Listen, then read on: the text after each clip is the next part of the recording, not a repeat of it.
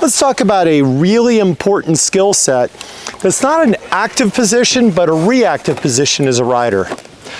What I mean is, when we ride on a motorcycle, our goal is always to be in a proactive position, meaning that we're always one step ahead of what we think is going to happen. Active means we're in the process of it, and reactive means we've gotten ourselves in trouble and we're trying to get out of it. I'm referring to a dab.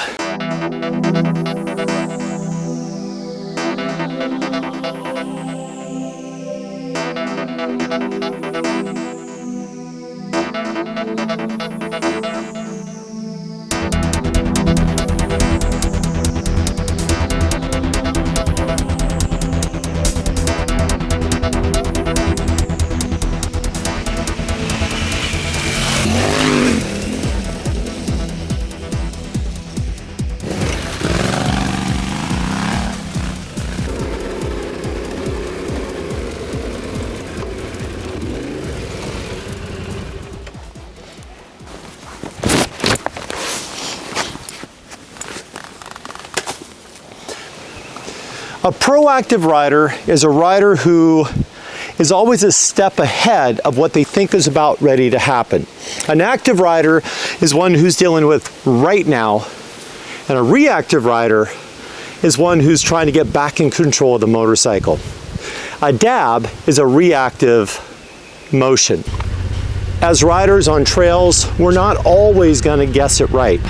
No matter how much experience you have, at some point, what you think is going to happen isn't what really happens, and that's when the dab comes into play. What a dab is, it's not a plant. When riders ride, often when they're riding, they'll put a foot down and then they'll try to save the motorcycle or push it up. And that's not what I'm talking about. If you plant your foot on the ground, you're just asking to get hurt. Even if you have some good motocross boots, it's not going to save you if that bike lands on top of you. But what I'm talking about is a dab.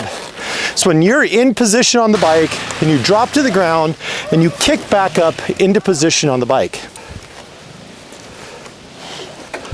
A major mistake a lot of riders make is dropping to the seat and then trying to drop a leg. And when you drop to the seat and you put your foot down, a lot of times there's just nothing there on the ground. We want to stay here and drop next to the seat. So our hip drops down below and then we can kick back up onto the motorcycle. But most importantly, a dab is what I would refer to as a reactive state as a rider. It means that I've gone from a state of control, which is proactive and active, to a state where I'm no longer in control, which is reactive, and I'm trying to get the bike back under control. Just because you dab doesn't mean that you're a poor rider. This is something all riders will do at some point, no matter how good you are at predicting what the bike is going to do next. Looking in mud or sand, there are times where those predictions will be wrong. The more you challenge yourself, the harder you push, the faster you ride. Also, if you don't have much experience, this is going to happen more frequently.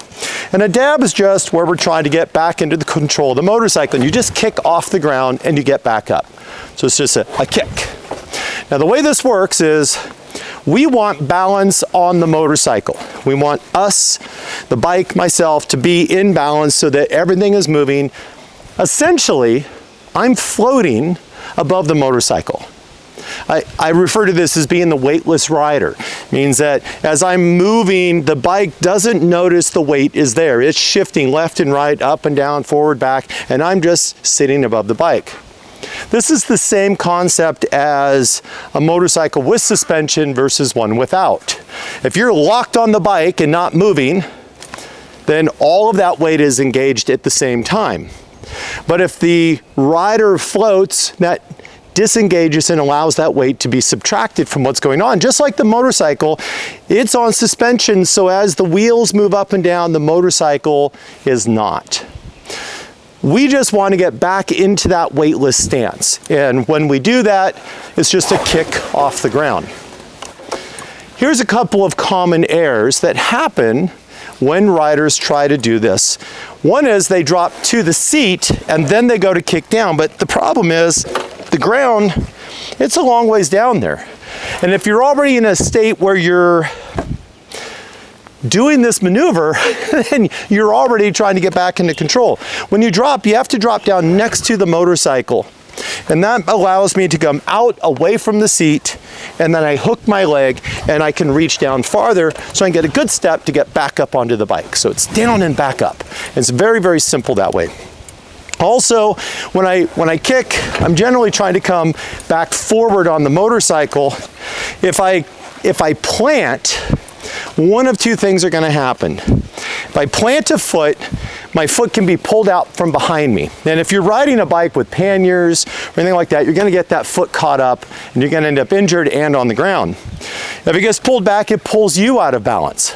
The other option is if you plant and you do manage to get back up on the bike, because the motorcycle is still moving forward, when you plant, you're likely to get pulled back on the bike, and now you're in a position behind the handlebars, and you're much more likely to whiskey throttle or to cause the front of the bike to be too light, or to hold on to the handlebar so tight that the rake and trail and the motorcycle isn't able to self-correct and continue in that direction. We always want to stay and fight to stay on the foot pegs. That's our goal. Whether we're standing or whether we're sitting, we're always on the pegs. If you come off the foot pegs, you run the risk of injury, of losing control. Every time you drop your feet to the ground, you're giving up control of your motorcycle. Don't do that. Stay on the pegs. We don't paddle walk, we don't put a foot down and try to catch the motorcycle. What we do is stay on the pegs, we do a dab to get back into control, whether I'm riding in snow or slippery mud or deep sand, it doesn't matter. My goal is to always stay on the foot pegs. So as simple as a dab is, just kick and get back into control, it's a very important skill to have. You're not going to practice this skill, generally speaking, in an open field or a parking lot, because it's a very reactive skill. When things get kicked out, you're out of place. But what you can do is practice stopping and having yourself next to the motorcycle so that you're already in that position. You can practice staying forward on the motorcycle so you're in a better position where you always want to come back to that home position up on the front of the motorcycle. You can practice being weightless and allowing the motorcycle to move freely underneath you. All these things will help you. But most of them is just stop using the seat.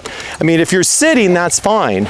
But if you drop to the seat every time you put your foot to the ground, you're building muscle memory that's going to get you in trouble when a dab becomes something that's critical for you to do. And that doesn't mean we have to stand all the time. If you're a rider that's sitting and riding off-road, and as adventure riders, we spend a lot of time sitting, or at least we should. That's a great place to be because it doesn't use up much energy. But we still want our feet on the pegs. And if we dab from there, we don't have as much control. But again, if things look sketchy and you think that it's going to be slippery, you should automatically be up into a standing position. But no matter what, whether you're sitting or whether you're standing, the goal is to stay on the pegs.